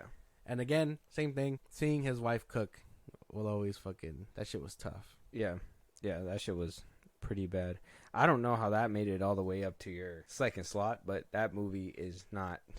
I guess you get a piece of Jill's dead boob that it shows you. Then that's about it. But like, there's like, I remember as a kid when he ran it through, I was like, is that her boob? Oh my god! And then like rewatching it now, I'm still like, damn, like they really just let her arm and her whole titty just swing to the side, and I'm just like, damn, that's crazy. But yeah, that whole movie, like I said, and that was one thing too, was the predictability about Gordon, about that movie that really hurt it for me as well. Is that we didn't see this fool since the first one, and the very first thing you're gonna show us in the beginning of the last one is that he's in this movie. He made it out. So that's gonna tell. And then he was in the little support group. I was like, that's gonna tell me. The only thing that it really left hanging is who are the other two pigs at the end of that movie. Yeah. But other than that, I was like, it makes sense. I like how they connected everything, but it was just too on the nose, and I was able to see it like as soon as they showed him in the beginning, I was like, he's a part of it. Yeah. I get you. They made it I understand. But I would rather that than what they try to do with Jigsaw, where it's a one and done dude, and they don't hit him up ever again. Yeah, that was yeah, I get that. And that's why Jigsaw is up there on my list. And that's why Saw is not down there on my list. That's just crazy. That shit's crazy, bro. That's crazy.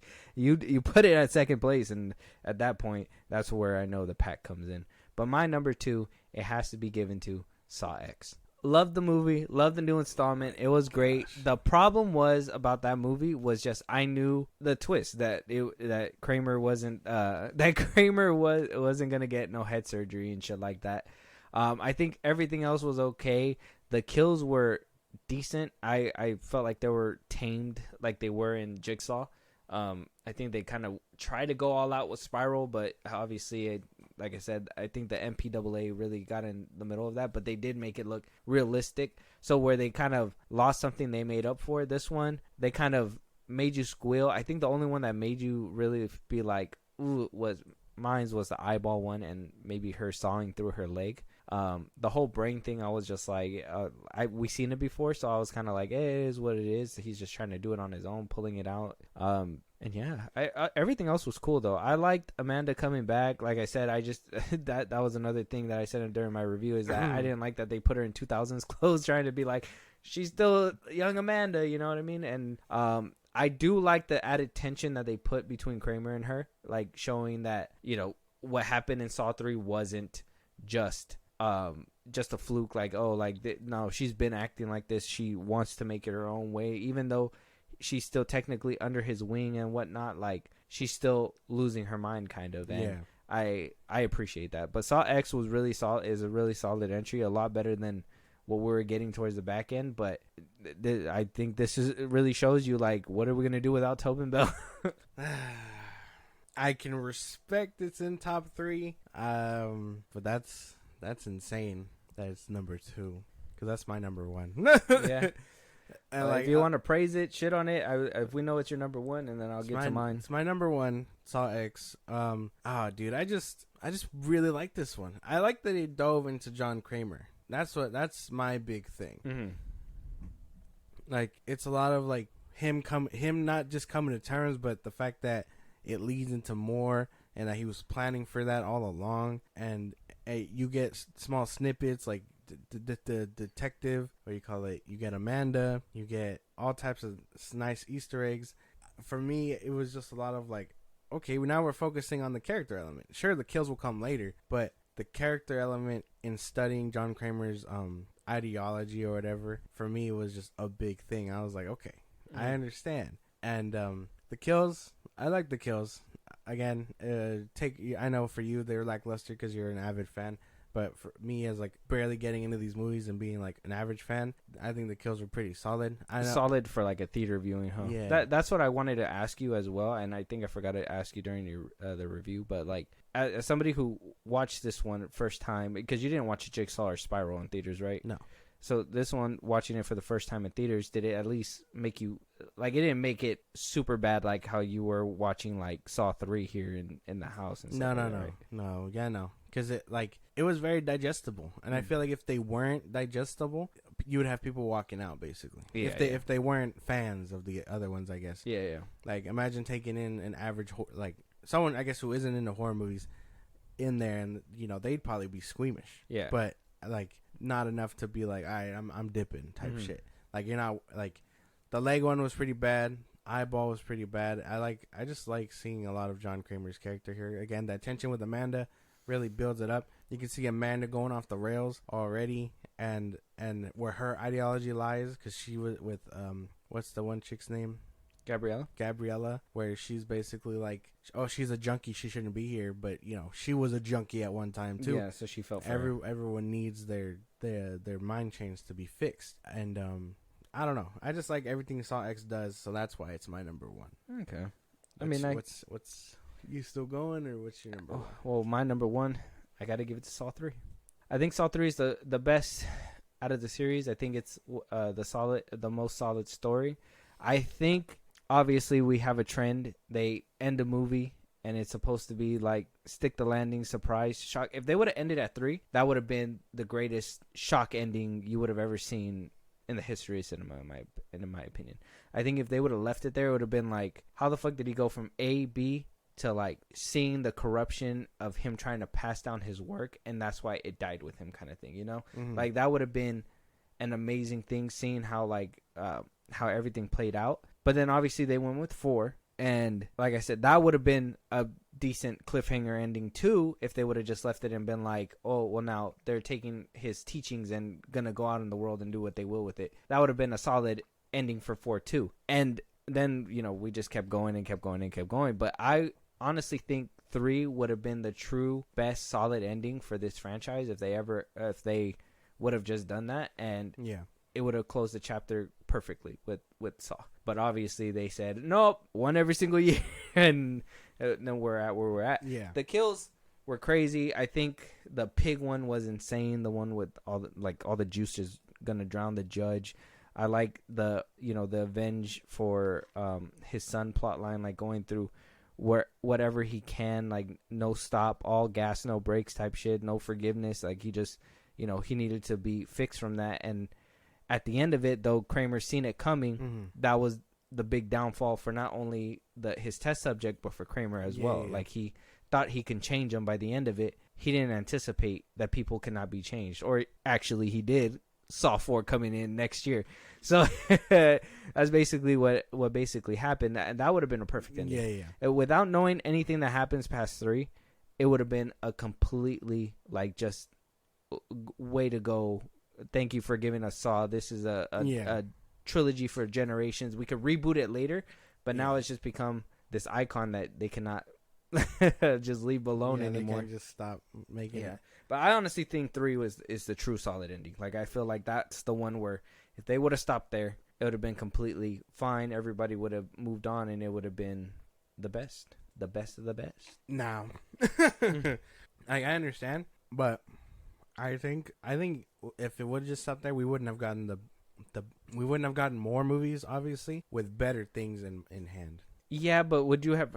Yeah, because I will. Like I said, I do like the pendulum one. I think that's one of the highlights of the series is the pendulum trap where he has to crush his hands or whatever. I still hate that one. The merry-go-round, that one's one of the. That one's tough. That one's a cool one too. Honestly, I know that one's kind of like an easy fix if somebody were ever to get their hands on, which was crazy that Hoffman just left a pen in his pocket, but the fishbowl one where he has to do a tracheotomy and shit like that. That one would have been a tough watch. Bro, just drink the water. That's what I would have done. Drink and pee. Drink and pee. Drink and pee. Shit. Drink and pee. You're not going to be able to chug all that down. You don't know that. It's too much water. There was 2 gallons. You can't chug down 2 gallons of water. Bro, easy dubs. It's water. Just drink. My boy, it was 2 gallons of water. You don't have to drink all of it. Just drink enough to where your nose is or something. You never heard of that one story where they I think this was back when Nintendo DS was coming out or something, where there was somebody in a mall that they were doing a competition of who could drink the most water. Somebody actually drowned for drinking too much water. You can drown? Yeah, because once it fills up your stomach, I guess your stomach overfills and it'll go into your lungs. And then you drown. Insane. I didn't know that. I didn't know that either. So but yeah, little fun fact. You cannot do that. Don't ever. I swear. I see you in a trap. They're like, oh, your co-host is dead. He tried to drink the water. Like, you dumbass. Like, fucking stab your neck next time. It's possible. He could have just drank enough to, like, leave your nose undone or something.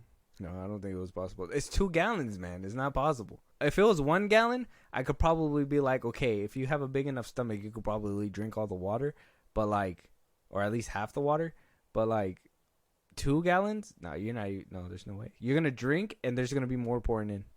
Like, it's just going to be bad. Yeah, no. It's like shotgunning, bro. But, yeah, do it. There's a lot of kills out there that do get better as time goes on. It's just more... Because, like I said, I always told you, I like kills. Kills are nice. Obviously, it's a part of the movies, but story-driven movies are what really gets me. Like, if you can get me with a story, I'm all there. The first one really dragged me in. The second one, though, like I said, I like the whole Mark Wahlberg and Tobin Bell interaction, the whole cop stuff and everything. Yeah. I tolerate the whole house thing. That's fine. And then when we get to 3... we see the friction between Amanda and him and everything, and, you know, what his teachings basically led to, how they are not sustainable at all. Yeah. And by the end of it, it would have been fine. Or even if, by the end of it, if they still decided to do a 4th one just to do it for the fuck of it, they could have probably ended it with the 4th one too, with everybody basically perishing and just letting Dustin Hoffman go. But 3 has to be my top. Saw X, I feel like you have new movie-itis, but at the same time, I feel like it deserves to be first. It's just, like I said, I think Saw X really elevates 3, though. I think without X, 3 wouldn't have hit as hard, because I watched 1, X, 3, and I watched X twice with you, the second time with you, and I honestly think it helped out a lot. Well, does Saw 3 still hit different if Saw X didn't exist? I personally think so, because there's still that friction between Amanda and him. I just think Saw X really highlighted more of that friction until it showed, like, oh, this isn't... Because when Saw 3 came around, when I seen it, what I took it as, she's a junkie who's struggling to come up with this new philosophy that Kramer's trying to put down her throat. She's still trying to do things her way, and she still has trouble on her own. So I just assumed that, you know, he was just kind of telling her what to do. And she was like, well, you're not going to tell me what to do anymore. That's how I kind of took 3. By the end of it, it was more like a power struggle and what she felt it should be moving forward. Yeah. When X came out, now it felt like, no, I really care for him. I have a lot of admiration for him. It's just, I think that he goes too far, but I don't, you know? And that's where, you know, that friction comes in. And I feel like it really highlights Saw 3, where, you know, it shows that, hey, she's been like this. It's not that she resents his teachings. It's just she doesn't approve 100% of everything that he does, just like he doesn't approve 100% of everything she does. Okay. So I guess that's fair. That's just the way that I seen it. I think it really does elevate it in a different level. I just think, obviously, if you're a diehard fan, like I said, you will see that twist coming a mile away, because he never had brain surgery within the original timeline. So it's kind of like, what, all of a sudden he's gonna have a scar that nobody has seen? No, there's no way they could have pulled that. I don't know, that twist really got me, dude. Yeah. Especially after watching, because I think you saw 3 before you even watched that one, right? Yeah. But that's the thing, like, I totally spaced out on that. I was like, wait, is he gonna? And then you told me, and I was like, that's right, he didn't, and I should have seen it coming, but I didn't. Yeah. And it still got me. I was like, oh, and then man. the whole experimental drug that the whole experimental surgery that in Saw 6 that he was going to his insurance company for to get covered. Even he said, don't tell me about money. I have money. He was still able to get the surgery done. It's not that he needed them. He just was trying to prove a point. Like, I need you now, and now that I need you, you're denying me. You know? Yeah. I've been paying all this time. Yeah, he had all that time to be like, hey, I'm healthy, but now that I need you, they're just denying him. And that's why I think Saw X deserves 2, because it's basically the support beam for a couple movies. Now we know the backstory with 6. We got a little bit more backstory with Saw 3. You also get Easter eggs and little tidbits that if you hear and you understand, and if you're a diehard fan, you're gonna understand where you've seen these guys before. Where's this? Where's that? And it just helps support a couple more movies. And I feel like that's what they were really trying to go for in this movie, is kind of add and elevate. But like I said, eventually we're gonna have to move on from adding and just move on. And I mean, Spiral was that step, but people didn't like it, and I understand why. The pig was kind of unsettling too. It was just a little too much for me. I like the Jigsaw is more playful, and you can kind of like, you know, have a good time. I think it was hilarious in Saw 7 when he introduces Billy the puppet via cage, and it goes through the window, and like the doll's head's all moving, but then when like it cuts back, his head's like forward, and he's just like, for years. I'm just like, oh my god, bro. But that's basically our top 10 ranking. Josh, do you have any theories on where this franchise is gonna go? Do you think we're gonna continue this John Kramer saga, or are we gonna move on from John Kramer one of these days? I think I want to be optimistic and say, yeah, we'll move on, but they just need to hit the mark first.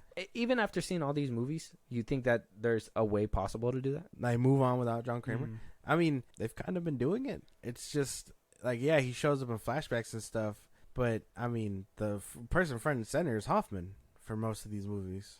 Yeah. Yeah, they're all, I think what injures them is the whole flashback and stuff is still using them, but if you know where everything goes, you know that his dying wishes were to get so-and-so back.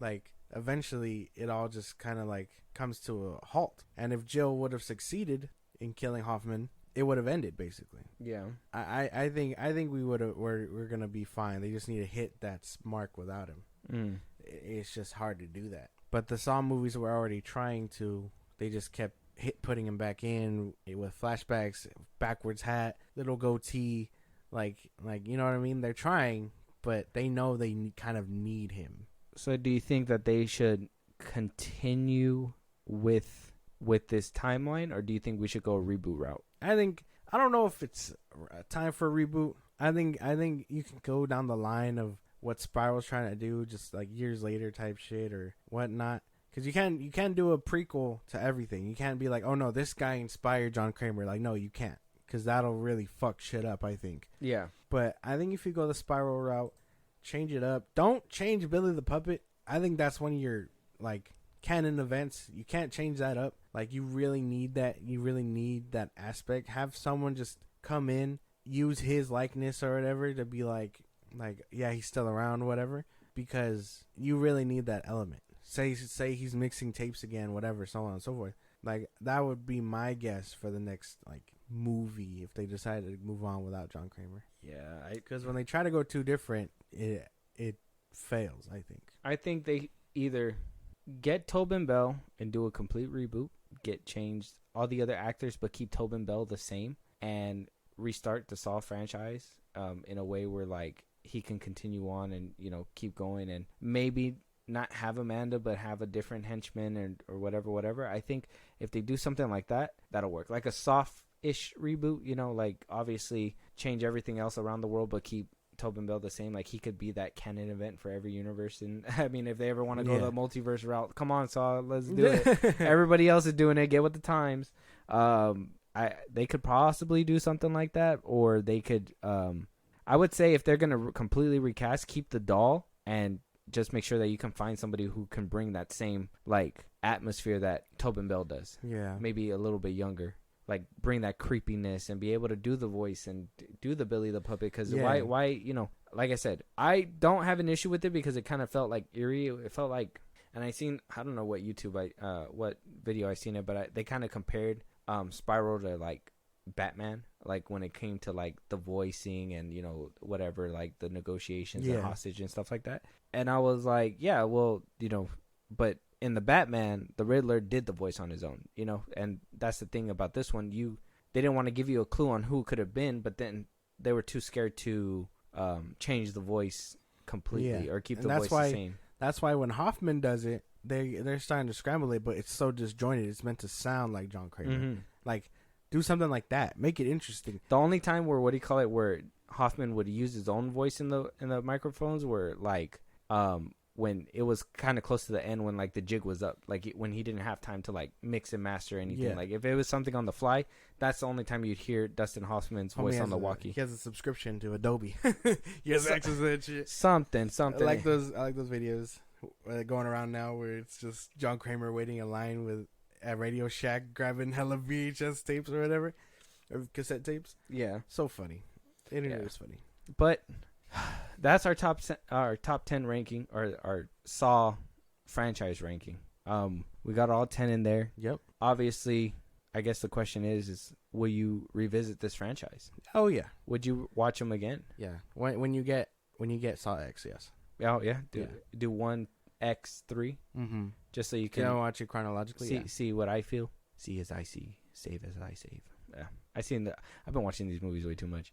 It's funny because I will say the last time I saw this franchise was about 2 years ago. I don't think I've seen it in a few years. And so coming back to revisit it, it just reinvigorates my love for it. And I think the only reason why I put it down because I always felt like they were gonna come out with a new one, and I didn't rewatch them for Jigsaw because I thought I wanted to go in there basically, free of anything and just be like, oh, I remember these movies well enough, but it just let me down. Spiral, I liked it, but it didn't feel like it was in that timeline era where Kramer was kicking. It just felt like it was on its own, so that was kind of like a hit for me, but missed for some people. And by the end of it, I feel like we're back into this game, man. And so I'm hoping if they continue with these Saw movies and they continue with this timeline, I think I'd be coming back to these movies at least once a year. Hopefully we get 11 and 12 like the rumors are saying. What if they do Marvel numbers with 30 movies? Saw 30. Damn. That's going to be a ranking. That's going to be funny. A ranking. But with that being said, Josh, if you want to let the people out there know one more time where they can talk to us, support us in a big way, if they got any movies that they want us to rank, anything that they want to talk about, where they can socialize with us. Let us know your Saw ranking. Twitter, TikTok, Instagram, at FIlmBros Podcast. We post new episodes there. We catch us up there for any news or movies you want us to cover. Or again, let us know your own ranking, so on and so forth. We'll call you crazy if we have to. Support us in a big way. Buzzsprout, link is in those bios of the social I just gave you. You can support us. You can support us there. It's kind of like a Patreon. You'll get shout outs on episodes, special perks just for you guys. Listen to us anywhere you get your podcast at FIlmBros Podcast. Spotify, YouTube Music, Apple Podcasts, things like that. We're on a bunch of podcast sites. Check us out there. Subscribe to our YouTube at FIlmBros Podcast. We post a new episode. Subscribe to our YouTube. Subscribe to our YouTube. To go live. We go live every Saturday on Twitch at FIlmBros Podcast and throughout the week. You don't want to miss it. Be a part of the conversation. Yeah, and with that being said, one more time, we want to hear you guys' Saw rankings. Yep. Which one's your number one? Which one's your last spot? Mm-hmm. Did you watch Saw X? Yeah. Are you still watching these movies? Are you not a gore person? Let us know. Let us know. And we'll talk to you guys on the next one. Talk to you guys later. Most people are so ungrateful to be alive. But not you. Not anymore. Game over.